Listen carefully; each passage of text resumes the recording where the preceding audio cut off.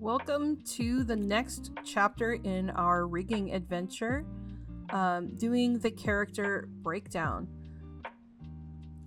So what is that? I need to remind you, probably, what that is. What am I talking about? They're not having a bad day. We're just breaking them up into all the components that make the character up, all the moving pieces. So kind of think of it as you are making an action figure.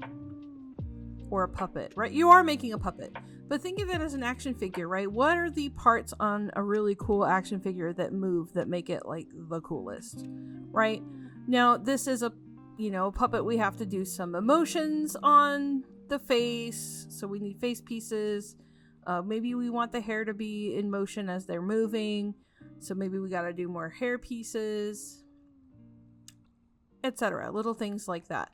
So, just think of what you want to have control over, and that'll be your pieces. So each of these pieces goes onto its own layer.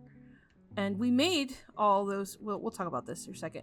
We made all of those layers when we did our rig template. It's been a morning. Okay. So we did the eyes. You may want to consider breaking apart the jaw. We did not make a piece for the jaw on the rig template. You'll have to make one. But if you have a particular, shape to your character, you may want to consider doing that. Hands, we're not going to bother doing the hands too much. Don't break those into pieces. They don't need to be articulated. We will draw separate hand drawings if we need them, and we'll do drawing substitutions, which we will cover in later lessons. When you are drawing, please be mindful of how the character is going to move. So for instance here, we have this neck piece, right? And we have some overlap, so the neck piece goes underneath the head just a little bit, so that when we tilt the head back, we don't break his neck. Okay, we don't cause a problem.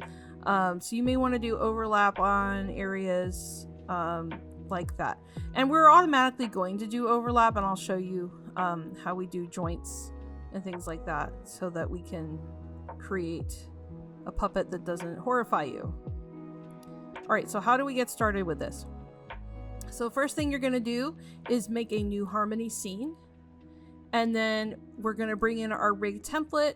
We're going to bring in our picture. And then we'll get set up to start breaking up into pieces. So going over into Harmony, this is a brand new file. I've got nothing on here. I'm going to go ahead and delete this drawing node because we don't need it. And I'm going to go into my library. So you should have your rig template in a library somewhere after the last assignment. So I'm going to grab that, put that in my file. I'm gonna get rid of some of these pauses. Man, the coffee's not working. Let's bring in our character picture. So I'm gonna say file, import images. Alternatively, you could click this little picture here. It's got like a little picture with an arrow, so that's also gonna import images. You're gonna browse to where you saved it. You can name it a layer. My character's name is Kessa. She's a D&D character that I've had for a while, so we'll keep that. I'm going to keep it as the original bitmap and do the sRGB, the alignment rules to fit, the transparency alpha just straight. Alright, so now I've got my character model in here. So the key here is we are used to working with the camera. So if you look here, the camera view, we're used to working here. But when we're breaking this into pieces, we want to be working inside of the drawing view. So essentially you're looking at that individual layer by itself. Right? So for instance, let me do, I have to split the hair out. I'll show you that in a second. I've got my hair, or just click on one of your drawing nodes. Okay. I'm going to switch over to the drawing view. So this is the tab that says drawing. hold on, let me turn that off. And right now it's just blank, right? And that's where you're gonna do your drawing. But of course you want to be able to see your character. So you want to turn on the light table, and that's at the top. So in camera view, the light table's down here at the bottom, but in drawing view, it's up here at the top. All right, there's less options here. So I'm gonna turn that on, and boom, there is our reference. Now, if you're like, ooh, I need to see stuff a little better, you can make adjustments to this with the top light. So you can adjust how the light works. Right, you can change onion skin opacity if you're doing onion skinning. You can change the light table, how bright it is, not doing anything, or bitmap background wash. So you can change how transparent that is. We want our pencil lines to be fully opaque so that we can see what we're doing. All right, so we can go ahead and get started. I would caution, well, not caution, but I would suggest before we really get going here, that we look at our character and see what we need to do to our rig template to make it work for our character. So for instance, maybe your character has a tail. Maybe your character doesn't have hair. You can get rid of the hair stuff. Maybe your character has an antenna on his head. So you would have something for the antenna instead of hair. Maybe there's extra bits like a belt or a sword or something. Okay, so you can add those nodes here.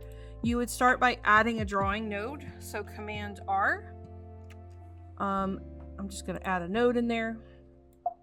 Say close. And I can add more nodes here. Caution, do not copy and paste drawing nodes by themselves. You can copy and paste the artwork inside of the node. So if you select all the vector lines, you can do that, but you cannot copy and paste the node or the layer itself, because it will duplicate whatever you do on the layer. So if you've made a copy paste, whatever you do on the pasted one is going to affect the one you copied. So you're going to end up having like twin layers, and it's going to be a big mess. I've already seen it happen on a few of y'all. So please be careful. I know it's, you know, you want to work smarter, not harder, but in this case, it's not worth it. Just create a new drawing layer, and if you need to copy and paste pieces, you can select them inside of it. Okay, that's my spiel there. I'm going to rename this, I don't know, bangs. We'll just split it up into the big pieces. On my model that I'm using to do other demos, I cut the bangs up into 1, 2, 3, 4, 5 pieces. I have a piece for each sideburn. I have a piece for this overall head hair, and then a piece for each pigtail. But I'm just gonna make a bangs one right now, just for all the bangs, and then I'm gonna say Command P to make a peg. And I want to make another peg here, and we're gonna call it Hair Master, because I want to put all my hair under one umbrella. Okay, so we're gonna attach Hair Master there.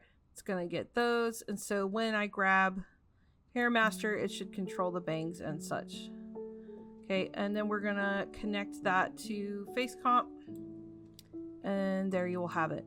Now, because my character has so many pieces, I ended up doing a comp layer for just the hair pieces. You can do that as well if you have complicated anime hair like I did. I made mistakes. This is silly. We shouldn't have done this. But now you can see what happens, right? Other things to caution on, you can go ahead and start drawing. In the next video, I'm going to show you how to start drawing the joints especially. We want to look at that. All right, thanks.